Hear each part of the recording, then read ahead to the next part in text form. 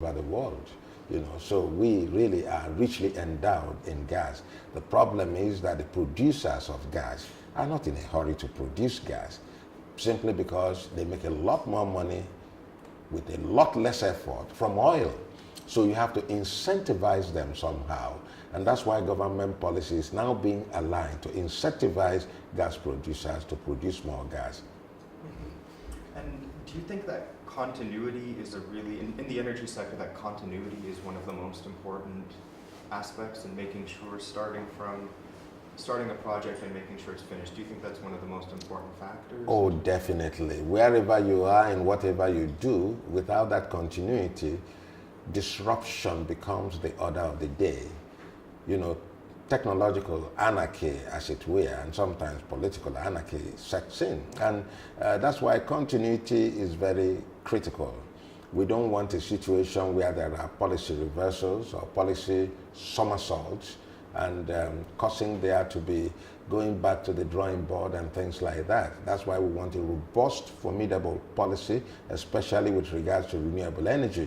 And we're moving in that direction. The momentum is in that direction. Government,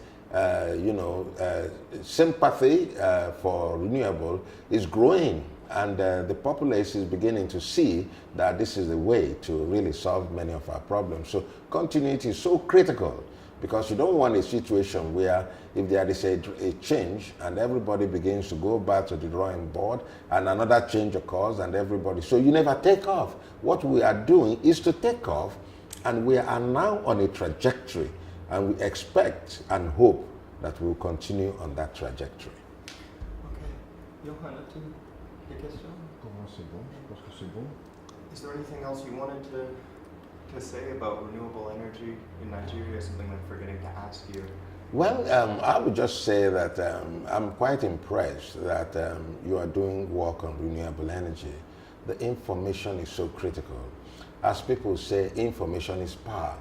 Many people don't realize that they can cut their electricity bills in the village 70% simply by going renewables and using LED bulbs, energy conserving bulbs. These are things, but we need the media to help us to spread the news, to educate our people, to make information available all over the country, so that wherever people are, they see the need to imbibe these renewable energy principles that I believe is very emancipating for our people. Well, just one final thing. What do you see in 4 years? How do you imagine the renewable energy sector in Nigeria? Could you describe what the vision is in years from now? I'm very optimistic. In fact, I see a Nigeria where every hospital, every primary and secondary school in the villages, in rural communities, far-flung from national grid, are connected to electricity via renewable energy. And solar is actually the key in Nigeria, because many parts of Nigeria are not amenable to wind, because you need a certain minimum level of wind velocity in order to do wind power. But biomass we can do.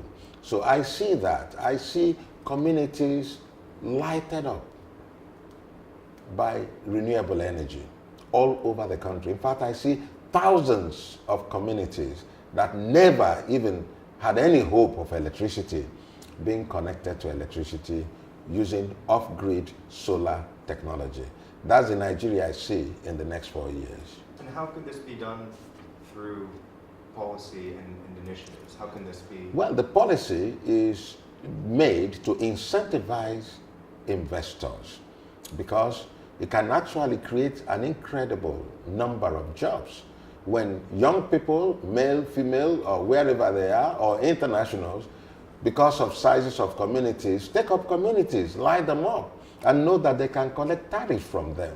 It's just like recharge cards that young people are now involved in. They buy recharge cards and they are selling this. Once we have facilities like this, you will see the power sector even overgrowing what we saw in the telecoms industry. And that's exactly what we expect, that there's going to be an explosion of job creation, an explosion of wealth with these renewable energy situation, because that is the only viable way we see now to bring electricity to communities that are far-flung from the national grid.